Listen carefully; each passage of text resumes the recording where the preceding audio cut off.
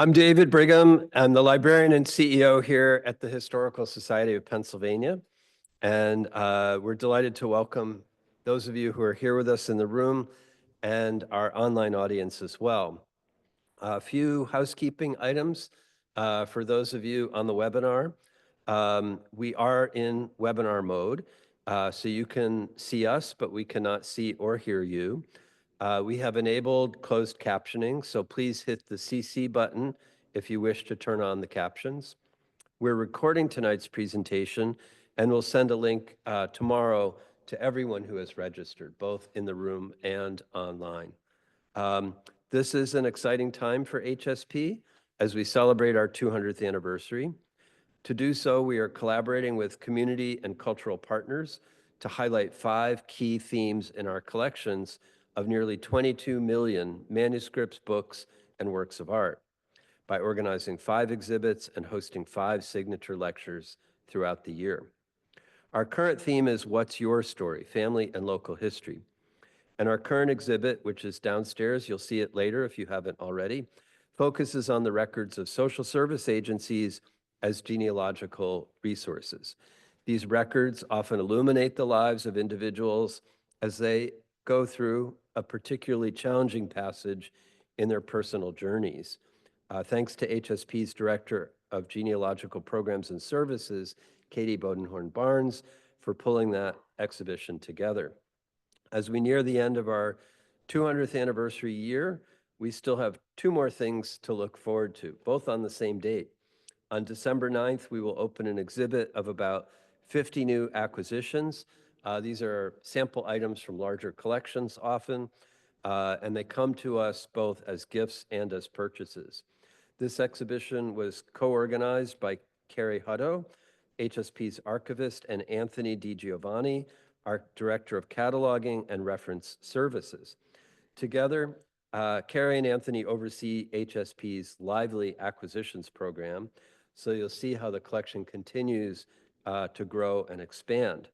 Also that evening, we will raise a toast to our founders and celebrate HSP's birthday and the start of our 3rd century.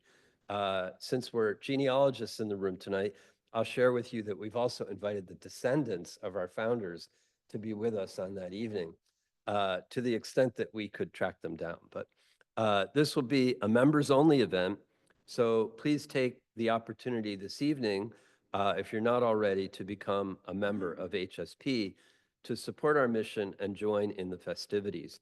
It's now my pleasure to introduce Valerie Lutz, the president of the Genealogical Society of Pennsylvania.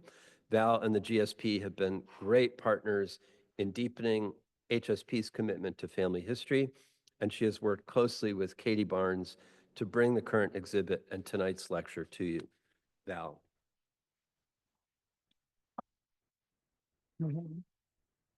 Thank you, David, and thanks so much to all of you. It's really just great to see all of you here tonight and all of you online as well. I'll just say a few words about GSP and our collaboration with HSP, and then I'll introduce tonight's speaker. I know we're all looking forward to the program. GSP was founded in 1892 here at HSP, and it's one of the oldest genealogical societies in the U.S. We now have nearly 1,300 members from all over the U.S. and some international members, and our mission, like HSP, is to provide access to information and education along with resources. As part of our mission, we connect with our members and the public through programs, our website, email, social media, and publications. And we really enjoy collaborations such as this one. I mean, working with an organization such as HSP and the great people here, it's very close to our hearts, along with being part of our history. So I just wanted to, again, thank David Brigham, Justina Barrett, Katie Bodenhorn-Barnes, and Jim Beidler, who was really instrumental in facilitating the collaboration between our organizations over the past couple of years. And thanks so much to all of our members here and online for your support. And if you're not yet a member, we hope that you will join us. And now I'm really honored to introduce tonight's speaker. Blaine Bettinger, PhD, JD, is a professional genealogist specializing in DNA evidence. In 2007, he started The Genetic Genealogist, one of the earliest blogs on the topic. He's author of The Family Tree Guide to DNA Testing and Genetic Genealogy. And with Debbie Parker Wayne, he also co-authored the award-winning Genetic Genealogy in Practice, the world's first genetic genealogy workbook. With Judy Russell, he co-authored Genetics for Genealogy and Elizabeth Joan Mills' Professional Genealogy Preparation, Practice, and Standards. Blaine is or has been an instructor for genetic genealogy courses at the Institute of Genealogy and Historical Research, Salt Lake Institute of Genealogy, the Genealogical Research Institute of Pittsburgh, also known as GRIP, and the Virtual Institute of Genealogical Research. Among his many other accomplishments, he's a graduate of ProGen Study Group 21, a trustee for the New York Genealogical and Biographical Society, and a member of the DNA Angels Board of Directors since 2022, president since January 2023. He's a member of the Scientific Working Group on DNA Analysis Methods, Investigative Genetic Genealogy Working Group since 2019, and last but definitely not least, in 2017, he founded Genetic Genealogy Tips and Techniques, a very active Facebook group with more than 75,000 members, including me. It's really great. Check it out. So I will stop talking now. We're all really looking forward to tonight's presentation, so I'll turn this over to you, Blaine.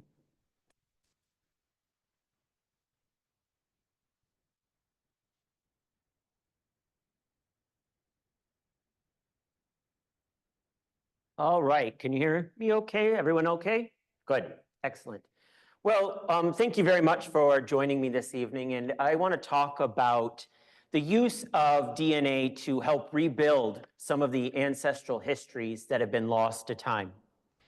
And as I was thinking about this talk, it sort of raised the question of why we need to do this, right? Why do we need to rebuild ancestral histories? If you're a genealogist, you already know the answer, right? That these records that we work with, they're spotty and incomplete, right? They are just trying to give us a picture of our ancestral histories, but they're woefully incomplete.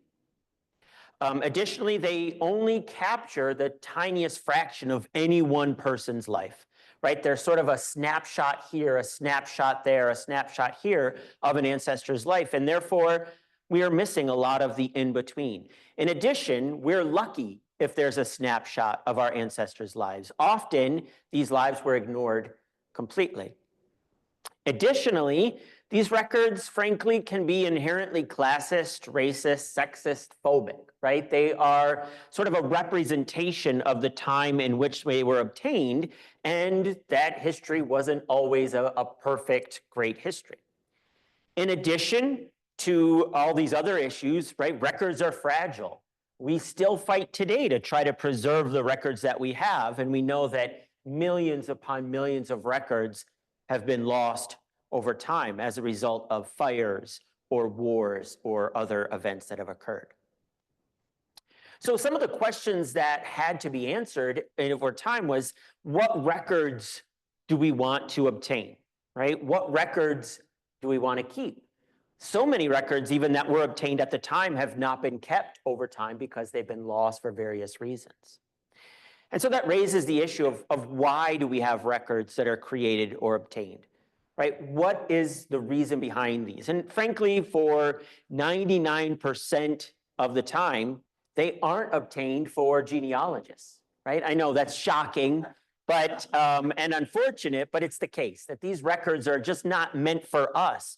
Instead, what we've done is we've learned how to use these records to explore our ancestors' lives. And so typically, these records that are created or obtained, they're typically to track property and wealth, right? So we have records for property ownership and transfer, records for taxing, estate records, court records. Typically, these are created so that at one time, there could be this tracking of wealth and property. And additionally, other records are pretty much kept just to track individuals, right? So along the lines of census records, military records, birth, marriage, and death records, church records, these are the types of records that are kept to track people over time. And so when it comes to these decisions, right, when it comes to decision of, well, what are we going to record? What are we going to keep? What are we going to preserve? Who is making these types of decisions over history, right? And let's face it, we know who it was. It was wealthy straight white men making these decisions, right? And so that's going to be an inherent bias in the records that are kept, okay? So these are severe limitations, right? So for example, what if, as many of my ancestors didn't have the property or wealth to track, right? I certainly didn't get any of that passed down to me, so there was not a whole lot of that being tracked. Or what if your ancestor was just a census tick mark, right, as we see so often? Or what if your ancestor was considered at the time not worth tracking, right? These are why we have so many gaps in the records. So how do we rediscover and reclaim these ancestors that don't have the records associated with them, that weren't considered worthy of being tracked or recorded in history? Well, one way to do that is, of course, the topic of this lecture, and that is utilizing DNA to help rebuild some of these ancestral histories. And we certainly know that DNA is a very, very powerful tool. It reunites families through space and time. And what's great about DNA, as compared to some of the records I might have been talking about just now, is that it's an equalizer, right? DNA is not inherently classist or racist or sexist or phobic. DNA doesn't care, right? It's a record from your ancestors, male and female, passed down without any of that bias or sometimes the paternalism that might have resulted in these records not being created. And that's one of the beautiful things about DNA, is that it doesn't have all of these other issues associated with it that we see with traditional records. We also know that DNA is, in fact, empowering. Right? It's empowering for millions of people, as it has been over the past couple of centuries, because it regularly returns lost heritage to individuals. And we see this on a daily basis, how people take these DNA tests and are reunited with, first of all, their genetic heritage. And then as a result of that, typically they'll be reunited with family members, either very close ones or very distant ones. And there's joy in both, right? There can be joy in finding a half sibling. There can be joy in finding a fifth cousin that finally proves you're descended from this individual, for example. So this can be really empowering for individuals, and it's an incredibly powerful tool for recreating these ancestral histories. So I want to give you a couple of examples of how DNA was utilized to reunite families and rebuild this history. The first example will be a more recent one. The other example will be an older example further back in time. Both of these actually happen to be very personal to me, so I thought that that was one way I could share this to show how DNA has been empowering for me personally as I've gone on this journey. So one of the eras that we can talk about here that's particularly relevant to DNA testing and reuniting families is what's called the baby scoop era.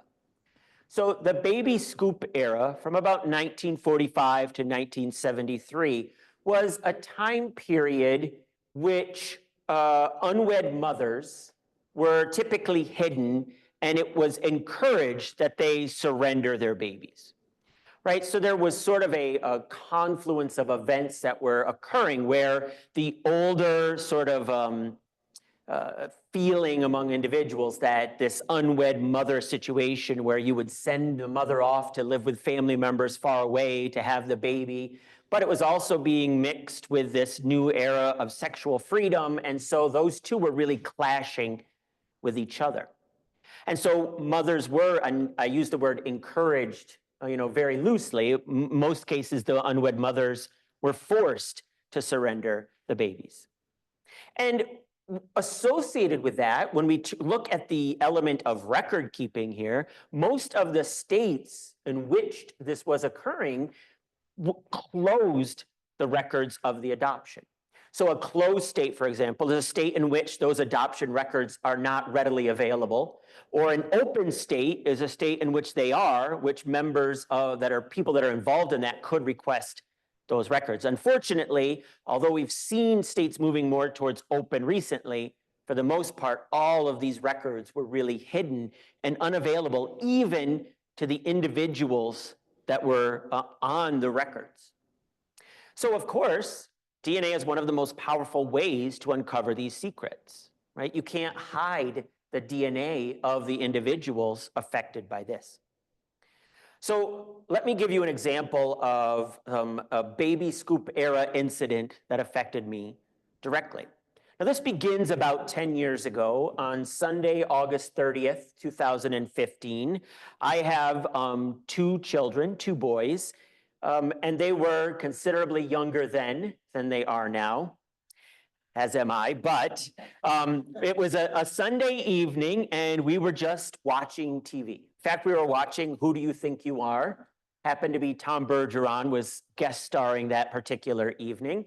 And of course, me being me, my sons had all been DNA tested, as had I. And so there was some DNA aspect to this episode. So the boys were like, they said, well, hey, let's go check out our own results, right, after the show ended. So we went and started looking at their DNA results. Of course, we started with the ethnicity aspect and was diving in here. So for example, I have my son's results here. He has me, his mother, his brother. And so we were diving in and looking at these results. Now, as we look, we expect to find lots of family members that we recognize because, of course, I do a little bit more DNA testing than I probably need to, but lots of family members were in the database. But as we're looking at the results, I noticed something unexpected here. There's a new match among my son's results, and it's a very good match, right? This person shares a lot of DNA with my son. And so what that means is this person is a very close relative of my son. So my son Logan shares 914 centimorgans with him, the amount we don't need to worry too much other than a lot. My other son also shared a lot as well. So I thought, okay, well, let's go see how he shares DNA with me, right? What side of the family is this on, for example? So we went and looked at my results. And sure enough, he shows up as a match to me as well, sharing 1,682 centimorgans. Now, 912 was a lot. This is a lot, right? This is a lot of DNA to share with another person. So my son, as you can see, is sharing 900. I'm sharing 1,600. So the question is, who could this be, right? This has to be someone I know because they're sharing so much DNA with me. So I'm looking at all of this with my sons, but then at this point I decide, you know what?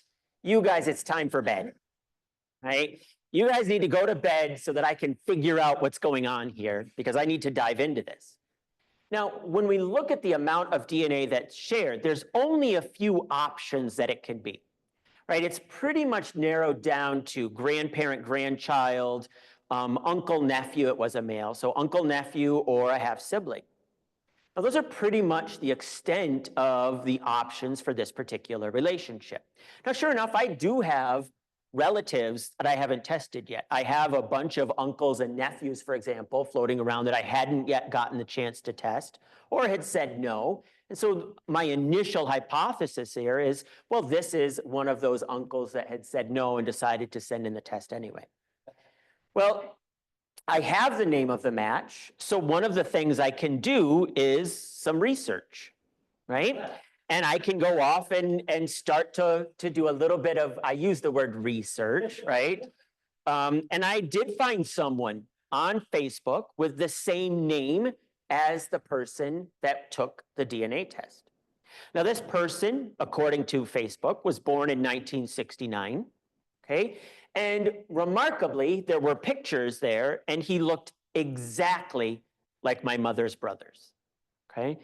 Me and my brothers, for example, we look nothing like my mother's brothers, and yet this person, we could see, looked very much like them. So we have this information, right? Born 1969. Well, clearly he's not my grandparent, right? And clearly he's not my grandchild, so we can cross those off the list. Also, based on the ages of my uncles here, he's probably not a nephew either.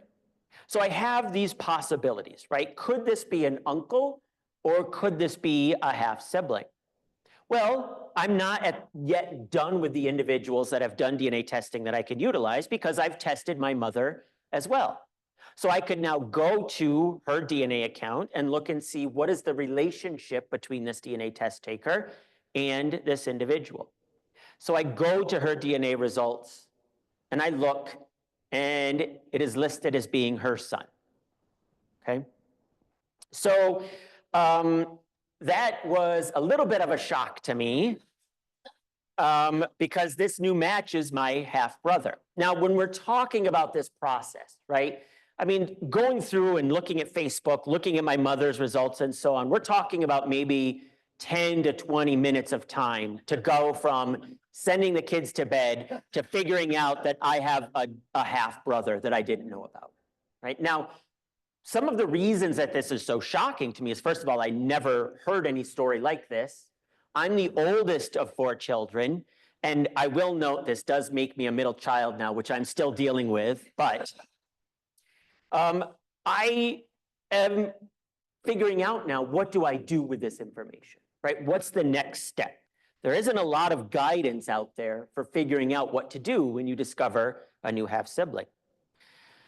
Well, I mulled this over a little bit, and the next day I decided, well, one thing I didn't know was how savvy my half brother was, right? I didn't know if, for example, he had gotten the same message about a new result coming in and gone out and done the research and was making phone calls. And so I felt like I needed to be a little bit of an interloper here to give my mother a heads up that it was a possibility that she could be contacted by her son. So that next morning, I called to inquire with her about my half brother. Okay. Now, think about this. Think about you having to call up your mom one day and say, hey, Mom, do you have another kid you never told me about? But that's essentially what I had to do. Now, I asked it in terms of, I said to her, I need to talk to you about something very important. And then I got this close to hanging up the phone. But then I decided, all right, I'm just going to go through with this. And I kind of blurted out, do I have a half brother? I knew the answer, right? The DNA is there. It's very clear that this is my half brother, and I assume she knows about him, right? And so there was a pause, and she said, oh, yes, you do. And so it was, in fact, confirmed. So we talked a little bit about this situation. I learned that she had had no plans to really ever tell anyone about this, that it was in fact the baby scoop era, and she didn't have any choice at the time, essentially, about keeping the baby. It was essentially just a decision that was made for her to surrender the baby.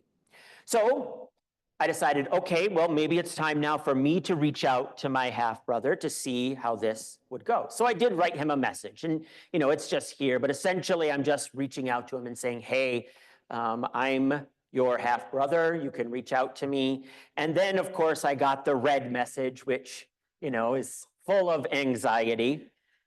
But what's interesting is I wrote him an email about this connection on August 31st. Of that year, 2015, which happened to be his birthday, which happened to be the day years later in which he had been born and been surrendered by my mother. So he wrote back and he said, yes, I'd like to get in touch. You said we could be half brothers. Please reach out. And so when these happen, these situations, when new family members are discovered, when we see them on TV, often what we see are these wonderful, monumental reunions where everybody comes together and everyone's happy and there's tears and smiles. But that's not really how most of these cases go.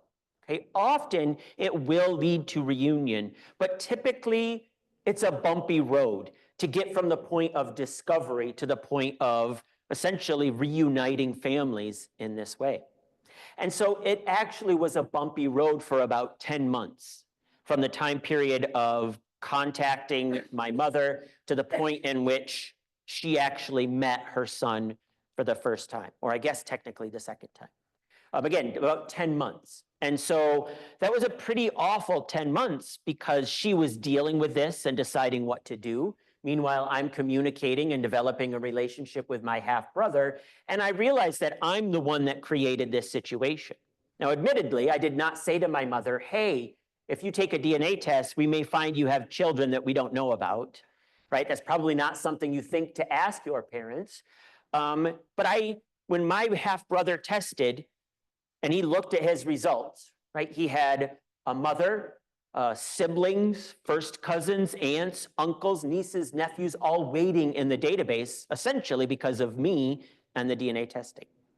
Now, thankfully, 10 months later, my mother and my half-brother did eventually reunite. It was a very, rocky reunion at first, but ultimately they developed a very good relationship up until the time my mom passed away earlier this year. So they had 5 good years together, or 10 good years together as a result of the DNA, right? The DNA returned the genetic heritage to my half-brother. Now, at the time he took this test, it was essentially the only way he would have ever discovered who his biological family was. The only way for him to get his own genetic heritage. And so it was a way to sort of circumvent the fact that although records existed, he was prevented from accessing them, okay? So there were records. He couldn't access them. He used DNA and was able to essentially break through his brick wall of genetic heritage here. So this was essentially rebuilding an ancestral history from 1969, so something relatively recent. Let's ask the question, though, can we work further back in time? Right? Can we rebuild these families, reconnect these individuals further back? So let's look at an example of rebuilding ancestral history from much further back in time in 1889. So this is my great-grandmother. Her name is Helen Marley Johnson. She was born in 1889 and died in 1983. Now you can see there's my line from me to her, so she is my great-grandmother. Now what's interesting about Helen Marley is that she was adopted in 1889 as a newborn. So immediately upon her birth, she was adopted. Now, of course, there's a severe stigma because her mother, you'll see, was an unwed mother as well. It was an informal adoption, not really many formal adoptions at all in the United States at this time. It just wasn't a process that had been formalized. And so there were absolutely no records that were kept about this adoption, right? So, in fact, the only way we really know about the adoption is because she told these stories over time. Now, we'll talk a little bit about her life, but she had lots and lots of descendants, more than 50 descendants. And what's interesting is that if you think about it, every single one of those descendants are walking around with clues to her genetic heritage, right? Because she passes DNA down to the next generation, and so on. In fact, I'm up here on this stage. Every single one of the cells in my body has genetic clues to her genetic heritage. And so the question is, can we use those clues among these living descendants to try to break through that brick wall, to reconnect my great-grandmother with her biological parents? And I always have to wonder, I never had a conversation really with my great-grandmother, and certainly not about this topic. But of course, I think it's normal to wonder, did she wonder about her genetic heritage, right? Either as an adult, as a child, as both, did she have this kind of wonder about, well, who were my parents, right? Why did they surrender me in this adoption process? Well, this is really another example of either record loss or, in this case, really non-existence, right? In the previous example, we saw the records exist, but they're actively blocking people from accessing those records. In this instance, there is no direct record, right? I will never find a record that directly identifies who her parents were because no such record was really kept. I have, for example, lots of more contemporary records, right? So for example, I have a death certificate, I have an obituary. You can see her parents are listed as unknown. Not surprisingly, in these modern records, there is no clues or indication of who her biological parents were, because she didn't know herself. This is an application from the 60s for a Social Security number. And although she lists parents, as we'll see, this was actually her first set of adoptive parents. So even in the instance of where she can list biological parents, she had no knowledge of who they were. And so she, in fact, lists who her adoptive parents were. I do have, luckily enough, considering it is 1889, I have a copy of her birth certificate. It's not a great record, as you can see, because her name is completely blank.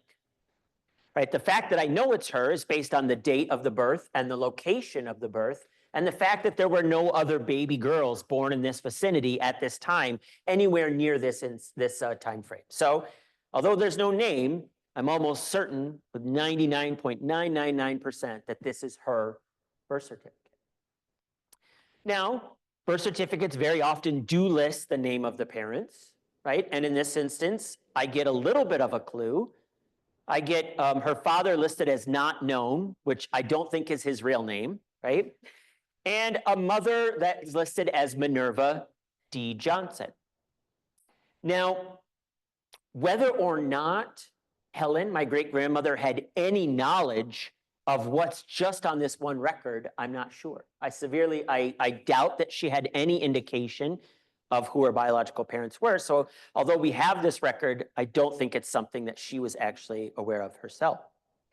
Now, the goal, of course, would be, well, all right, I have a name, Minerva D. Johnson, right? Who is Minerva?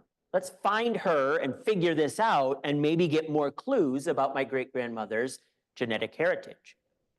Now, there is no Minerva D. Johnson anywhere in this area, which can make a lot of sense sometimes, because as we've said, these unwed mothers were often shipped away for the duration of the pregnancy to have the child and then go back to the family, and they were visiting relatives.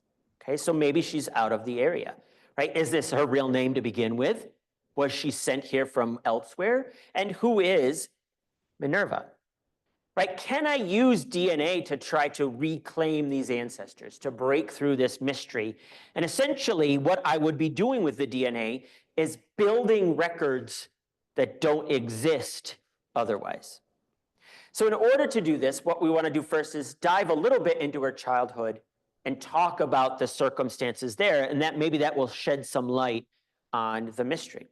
Now, as I said, she was born March 2nd, 1889 in Mexico, New York, which is a tiny little town in upstate New York near Lake Ontario. And immediately upon her birth, she was taken in by the Bullen family. So Benjamin Franklin Bullen and his wife Helen took in this child, and they had a very well-known reputation, actually, for taking in children. So this was kind of par for the course for them in this instance. Now, unfortunately, this was a little bit of a tumultuous childhood, as we'll see, because not long after this was the 1892 New York census. Not long after this, unfortunately, Helen Bullen died in 1896 at age 65. So poor Helen is only 7. And then a few years later, Benjamin Franklin, her adopted parent, passes away, and she's only 9 years old at that time frame. So she's still very young, and yet she has these adoptive parents now that have passed away. After Helen, the mother, died, the father, Benjamin Franklin Bullen, and my great-grandmother, Helen, moved in with neighbors who were family members of Benjamin, and they ultimately took in my great-grandmother as a child. And so now here she is in this census. This is the 1900 census. She's now living with her second adopted family, the Rose family.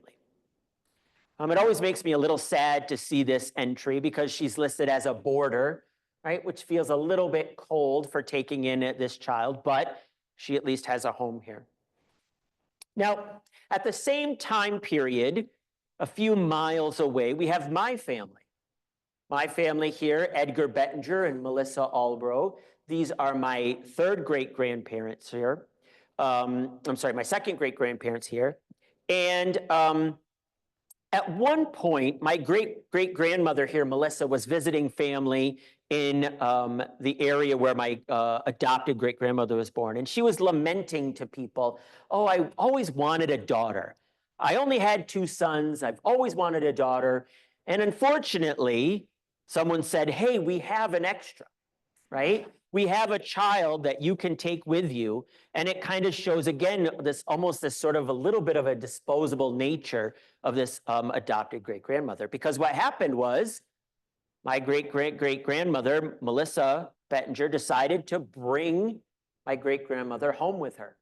And so in February of 1902, my great-grandmother moved in with the Bettinger family. Now, I always think about this as, she's riding this carriage from one town to a county over, maybe 20 miles or so. And she's 13 years old, moving in with a family she doesn't know, and arriving on this farm. This is a slightly later, but arriving on this farm, not knowing she was going to spend the next 81 years of her life on this farm. So here we have her a few years later after moving in. I always like seeing this so much better because now she's listed as an adoptive daughter here rather than just a boarder. She's living with my Bettinger family. And a few years later, she actually marries into that Bettinger family. She marries her, essentially her adopted brother here, my great-great-grandfather Frank, my great-grandfather Frank. And they have 2 children. They have Esther, and they have my grandfather, Roy. So they're living on the Bettinger farm, having these children. Unfortunately, Frank dies a few years later. And so what we have here is we have my great-grandmother, Helen, right? She's 43. She has 2 children, 24 and 15. She's been married for 26 years, but now she is widowed. Okay, so she, again, she has a pretty incredible life. She doesn't know it yet, but she's only at the halfway point. She still has a whole lot to go. So for the remainder of her life, she continues to live on the Bettinger farm. She lives there with her son and her daughter-in-law. She lives there with her grandchildren. That's my father in the picture there, the child. And so she helps raise this family and has a very long and productive life on the farm. Now, I have a very, very, very hazy memory from about 1982, maybe early 1983, of actually meeting my great-grandmother. I was very, very young, so it's very hazy. She had advanced Alzheimer's, so we didn't have any sort of conversation or anything. But I do have that sort of treasured memory of meeting this individual who had this mystery associated with it. So on February 26th of 1983, she passes away, again, 93 years old after a very long and rich life. However, none of this reconnects her with her ancestral heritage, right? She has a very, very rich genetic heritage moving forward, right? More than 50 descendants, all with lives of their own made possible because of her. But those lives are also made possible because of her parents, whoever they were. And so discovering that genetic heritage, I think, is important to us to help us understand, again, who we are and where we came from. So we have this mission now. She is buried in a cemetery in the town where I grew up. And so I have a mission to identify who her parents were, right? I want to find her biological roots. So I started, I think, where most of us should start, and that is talking to family members, right? Asking them if they knew anything about my adopted great-grandmother's genetic heritage, her biological parents. So I started with my grandmother, her daughter-in-law. They lived together for many, many years. My grandmother probably knew her better than anyone else I knew personally, and so therefore she was a really good person to ask. And when I asked my grandmother, do you think she had any idea who her biological parents were? She said no. And in fact, she always wondered if it was the Bulens who were her biological parents. Okay. And, is it possible? Well, we never say never. in history or genealogy, right? But at age 59, for example, which Helen would have been when my great-grandmother was born, we can probably rule that out, right? Could Benjamin Franklin be her father at age, 40, 50? Yeah, absolutely, right? But Helen was probably not her mother. Instead, what we do know is this was a family that was well known for taking in orphans, right? From her obituary, it says her life had been one of sacrifice, ministering to the wants of the sick and distressed, and making a home for the orphan, right? So this is a family well known for bringing in orphans. Now, I have a clue, as we've said, from the birth certificate. This was, without doubt, the single biggest clue I had obtained prior to DNA testing to try to figure this out. Her mother is listed as Minerva D. Johnson, born about 1869 in New Haven. And so I wanted to essentially find this individual. So someone born in 1869, if you're a genealogist, one of the first things you might think in your head is, okay, off to the 1870 census I go, right? She would have been a 1-year-old. And in fact, I did find in a neighboring town a mini Johnson, age 1, in 1870.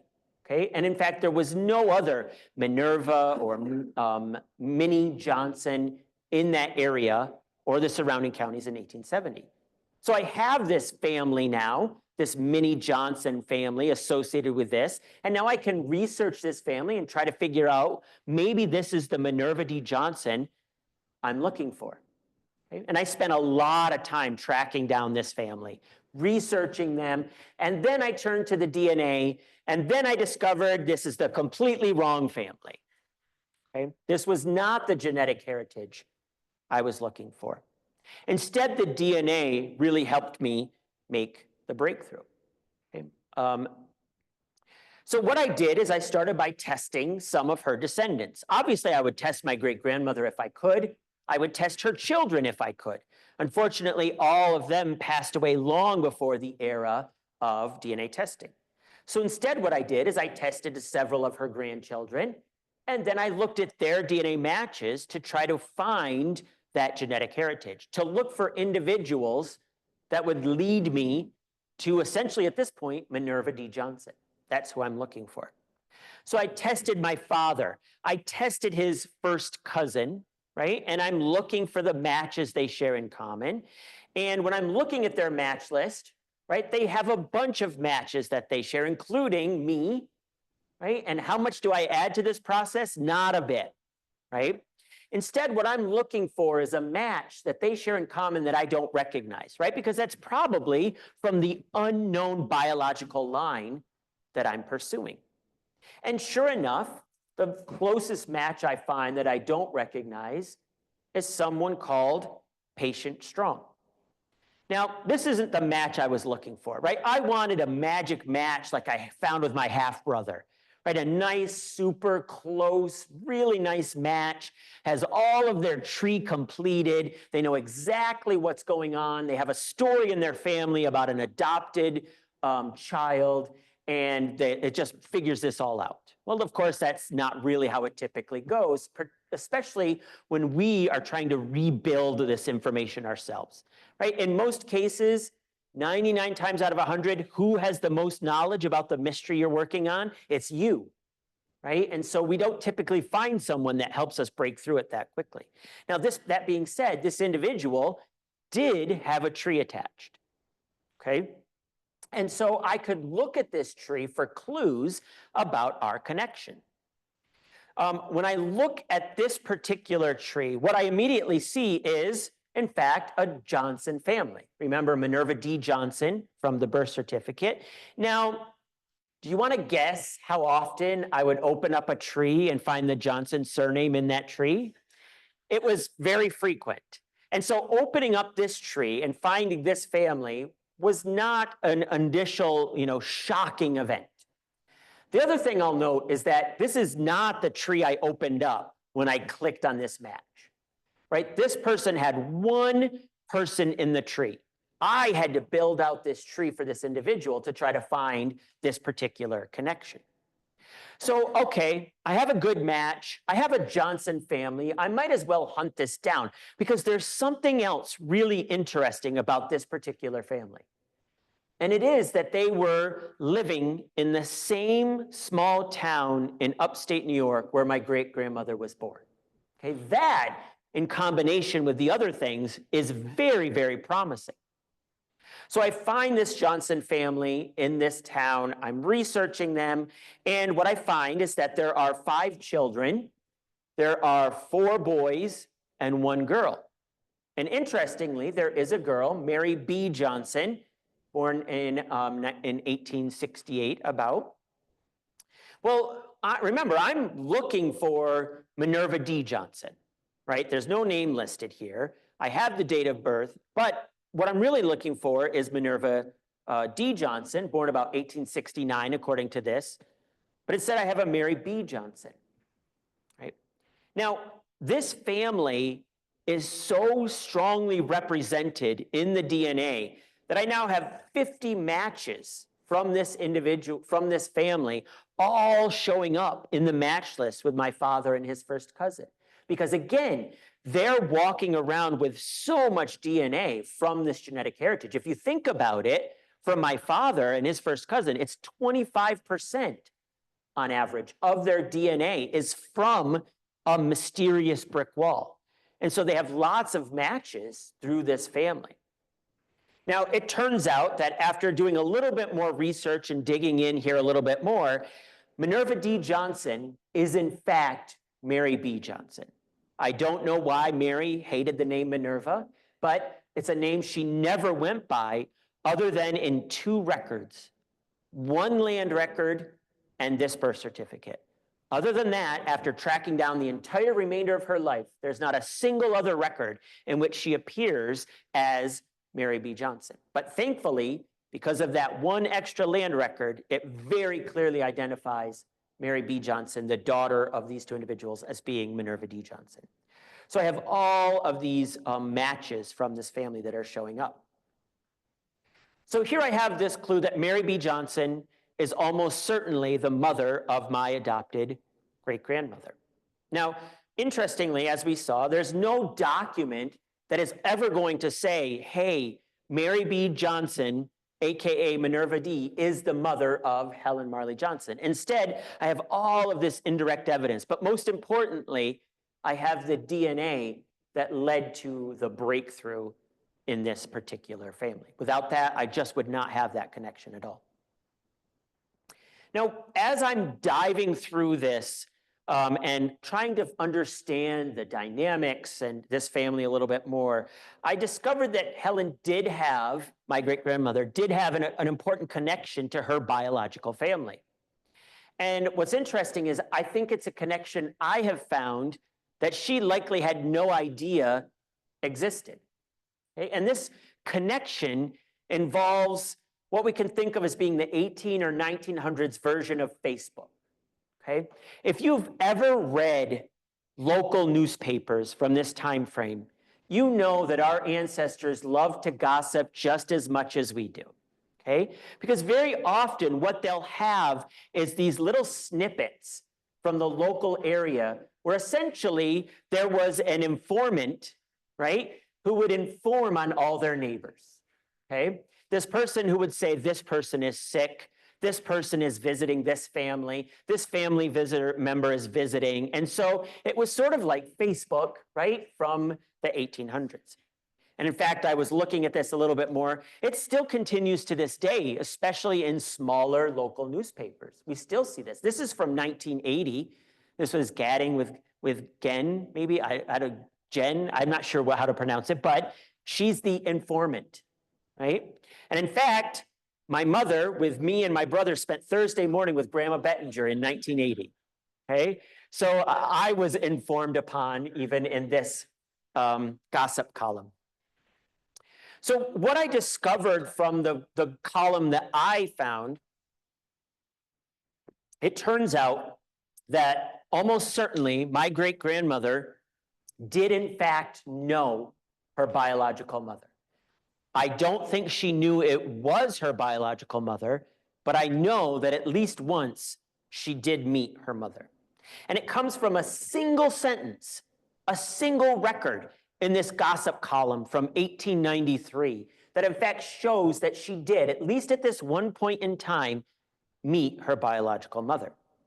It says, Miss Mary Johnson, Minerva D., and brother Roscoe are guests at the home of Benjamin Franklin Bullen, right? Now, who's in this household? Well, it's Helen Bullen, 63, Benjamin Franklin Bullen, 54, and Helen Marley, age 4. So Helen did meet her mother. I believe that as Mary and her brother Roscoe are essentially making the rounds to say goodbye to family members and move away, they're going to Connecticut where she will live for most of the rest of her life. I think she made a stop at the household where her child was living, perhaps to say goodbye to this child and hopefully to wish her well. So again, it is DNA that made this connection possible. It's DNA that essentially reunited this family, even though it happened all these years later. At least now we have this reconnected family. We have the connection between Mary B. or Minerva D. and her daughter, my great-grandmother, Helen Marley Johnson. That also allows me to now research this family and add that genetic heritage to my own knowledge and build on that family as well. Now, I will say the question I always get after, whenever I talk about my great-grandmother is, have you found her great-grandfather, right? Unfortunately, the answer to that is no. Because DNA can reveal other things in our mysteries as well. And it turns out that I don't get matches to any other family. It's only to this one family, which leads me to believe that the mother and father here were very closely related. And so, you know, it adds a lot of complexity to this story, but it's the genetic reality of what it is. It's my genetic heritage. And so it's a very, very complicated thing. But we see this family is essentially reunited through this DNA. So we have two examples here, right? We have the very recent finding my half-brother, and we have the very old finding essentially my great-great-grandmother from 150 years ago. So DNA is extremely powerful, right? It rebuilds all of these families and reunites them both near and far. And so with that, we'll end there and answer any questions you may have. Thank you very much.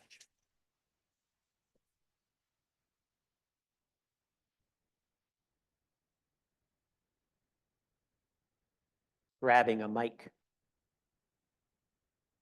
All right, so we have everyone here in the room. Just so you're aware, there's also 148 people on the Zoom. So we're going to try to get to questions, as many as we can, but please be patient as we do so. And so that people on the Zoom can hear the question, please raise your hand and I will give you the microphone to ask Blaine your question. Any shouting out, no one on Zoom will be able to hear. So, and we're going to try to go back and forth between the people in the room and people on the Zoom just to keep it fair. So we're going to start in the room and then Selena will let me know about questions. So. Thank you. That was amazing. So first, I have a couple of questions. First question, real short, is how did you get access to all this information? It's just people, you're lucky enough that people took their DNA and put it on this database. So the other incomplete part is that hopefully people do put their DNA or don't. Okay. Yeah, so I mean, I was very lucky in that, for example, that individual that we saw that had the tree that I built out, I was very lucky that he did DNA test. You know, since then, so many other people have DNA tested, I would still be able to figure this out. But if he hadn't tested, it would have taken me years longer to figure this out. So you're just, it's kind of getting lucky to have the matches that you need in the database.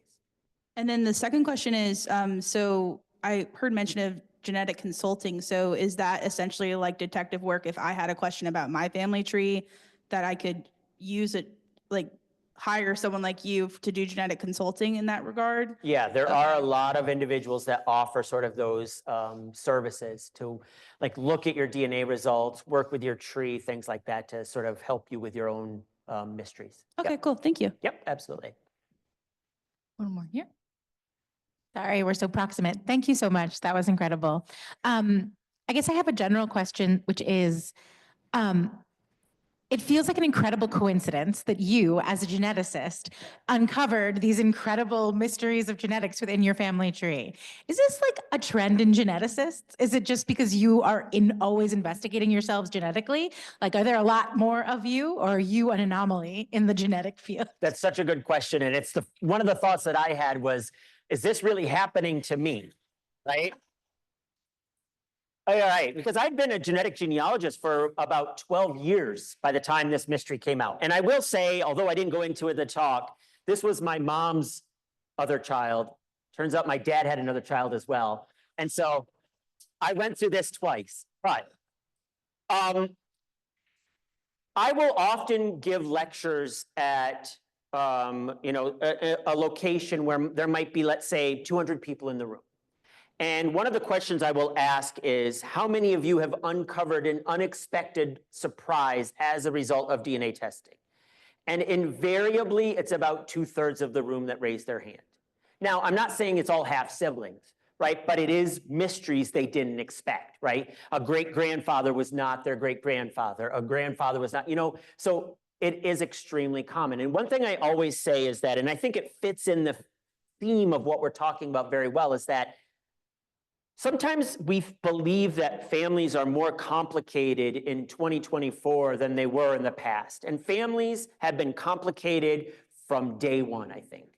And that is reflected in the records we have and don't have. And I think that just DNA is one way of pulling out all of this complexity. Yep. So we have some questions and comments in the Zoom chat. We'll start with a question from Alexander. How far back in time is DNA helpful in finding relevant matches for building out your family tree? So DNA definitely has an upper limit as to how far it can go back in time, right? Because what happens is with each new generation, less and less DNA from that further back time period is passed down. So it sort of attenuates. There's no firm guideline. We typically say about 5 to 6 generations, it's going to be much easier. Beyond that, you're going to be really pushing the boundary of what DNA can do, but I never say never. It all depends on the question that you're being asked. Definitely within the past 5 generations, much, much easier though.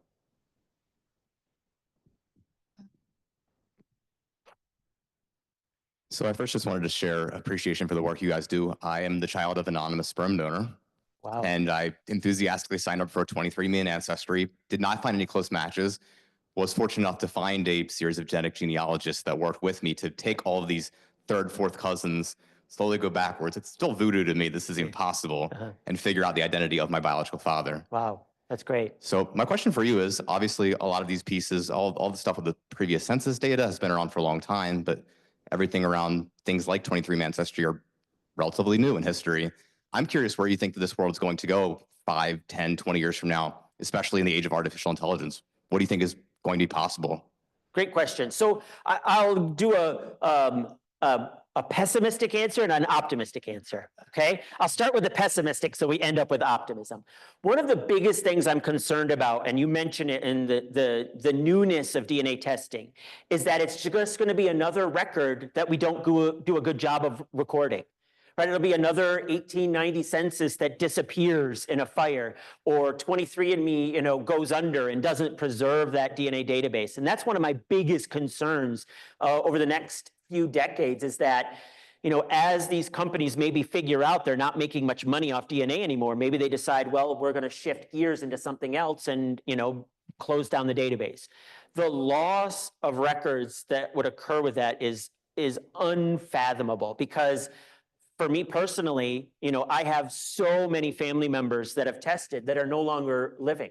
Both of my parents, great uncles, great aunts, all kinds of people, and losing that database would be just devastating. So that's something I'm concerned about.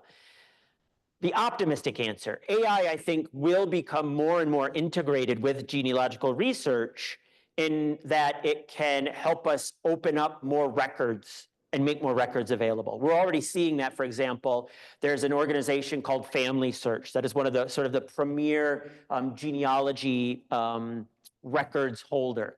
And they utilized AI to transcribe millions of handwritten documents. And the amount of genealogical data that has been unlocked as a result of that is unbelievable. And so we'll see a lot more of that. I think we'll also see AI start to synthesize, some things together, a record here, a record there, putting them together and then presenting it. Do I see the day where between DNA testing and AI, no genealogist is ever needed anymore? I hope not. I think there'll always be mysteries that need that human touch to really work through. So, yeah. Yep. We have another question in the Zoom from Catherine, who talks about going back and forth in conversation with somebody on Ancestry who claims that they are related through a great-great-grandmother. However, there is no DNA match. Is it possible to share a common ancestor but not show a DNA match? So the answer to that is it depends. It depends on the closeness of the relationship.